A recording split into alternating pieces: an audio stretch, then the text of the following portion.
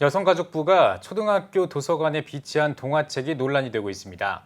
전국 학부모단체연합 등은 동성애를 옹호하고 조기 성애화를 부추기는 내용이 들어있다고 주장하고 있는데요. 전문가들은 이 차별금지법이 통과될 경우 성인지 등과 관련해 다음 세대들이 큰 혼란을 겪을 것이라며 우려하고 있습니다. 박세현 기자입니다. 여성가족부가 2018년부터 초등학생들을 위한 책이라며 선정한 책들. 학부모와 교사들은 그중 일부 책들이 동성애를 옹호하고 조기 성애화를 부추긴다며 항의에 나섰고 결국 책들은 회수됐습니다. 한 교사 출신 학부모는 차별금지법이 통과되면 이 같은 자료들이 쏟아져 나올 것이라고 주장합니다.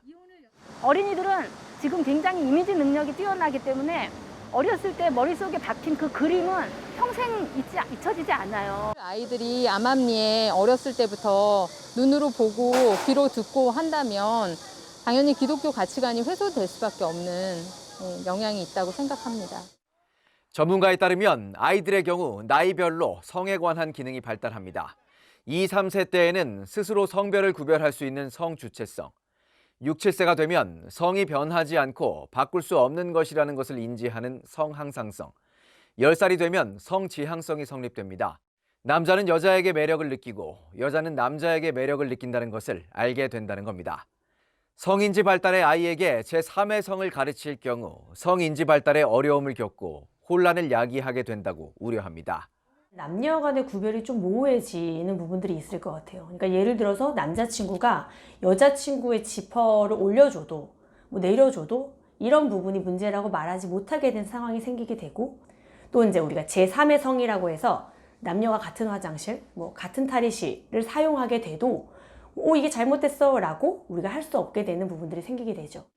또한 차별금지법이 통과되면 소아성애, 동물과의 성관계의 옳고 그름까지도 다음 세대들에게 교육하지 못하게 된다고 경고합니다. 지금부터라도 성에 대한 바른 교육을 회복해야 한다는 겁니다.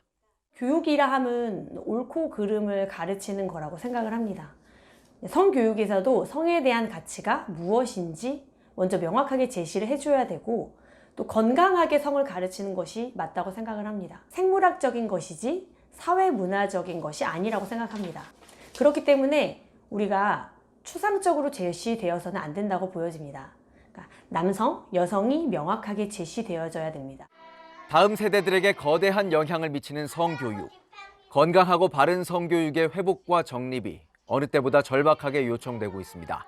CTS 뉴스 박세현입니다.